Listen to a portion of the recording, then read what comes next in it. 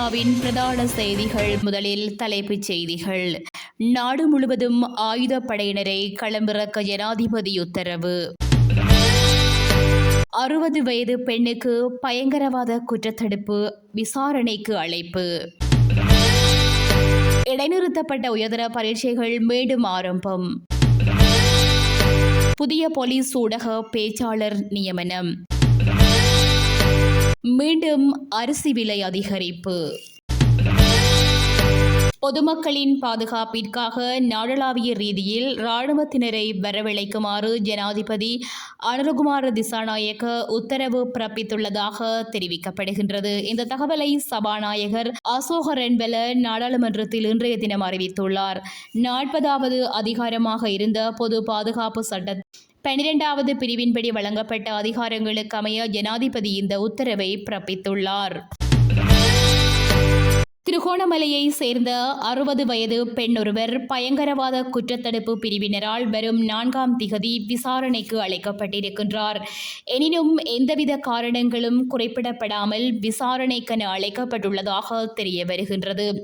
நவரத்தின ராசா அஞ்சலி தேவி எனும் பெண்ணுக்கே இவ்வாறு விசாரணைக்கு வருமாறு அழைப்பு விடுக்கப்பட்டுள்ளது.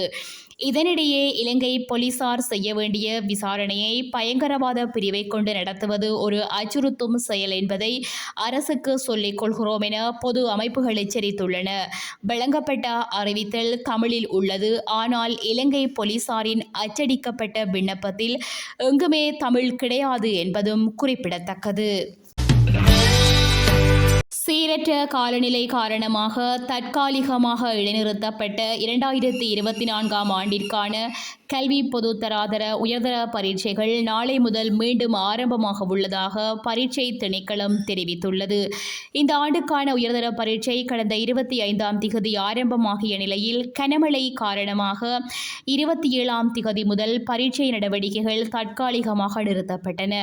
அதன்படி நாளை முதல் மீண்டும் பரீட்சை ஆரம்பிக்கப்படும் எனவும் நாளைய தினம் இடம்பெறவுள்ள பாடங்களின்படி பரீட்சைகள் வழமை போன்று நடைபெறும் எனவும் பரீட்சை ஆணையாளர் நாயகம் அமித் ஜெயசுந்தர தெரிவித்துள்ளார். பரீட்சை நடைபெறாத நாட்களில் நடத்தப்பட்ட பாடங்களை எதிர்வரும் நாட்களில் நடத்துவதற்கு திட்டமிடப்பட்டுள்ளதாகவும் பரீட்சை ஆணையாளர் நாயகம் குறிப்பிட்டுள்ளார். சிரேஷ்ட போலீஸ் அத்தியட்சகர் KP மனதுங்க போலீஸ் ஊடக பணிப்பாளராகவும் போலீஸ் ஊடக பேச்சாளராகவும் நியமிக்கப்பட்டுள்ளார். இதேவேளை முன்னாள் போலீஸ் ஊடக பேச்சாளரும் பிரதி போலீஸ்மா அதிபருமான நிகால் தல்துவ குற்றப்புலனாய்வு பிரிவின் பிரதி போலீஸ்மா அதிபராக தொடர்ந்தும் பணியாற்றுவார் என போலீஸ் தலைமையகம் தெரிவித்துள்ளது. அரிசியின் மொத்த விலையை மீண்டும் உயர்த்தியுள்ளதாக அரிசி ஆலை உரிமையாளர்கள் நாடளாவிய ரீதியில் உள்ள அரிசி மொத்த வியாபாரிகளுக்கு அறிவித்துள்ளனர். நாட்டு அரிசி, சம்பா அரிசி, கீரிச்சம்பா ஆகிய அரிசிகளின் மொத்த விலைகள் அதிகரிக்கப்பட்டுள்ளதாக தெரிவிக்கப்படுகிறது.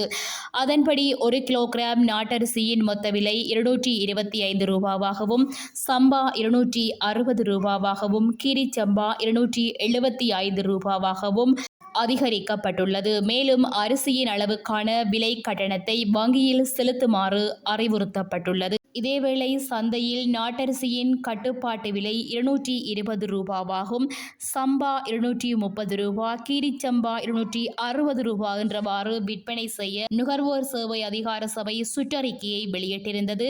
அரிசி ஆலை உரிமையாளர்கள் அரிசியின் விலையை அவ்வப்போது அதிகரிப்பதால் கட்டுப்பாட்டு விலையில் அரிசியை விற்க முடியாமல் தவிப்பதாக அரிசி மொத்த வியாபாரிகள் மற்றும் சில்லறை விற்பனையாளர்கள் தெரிவித்துள்ளனர்.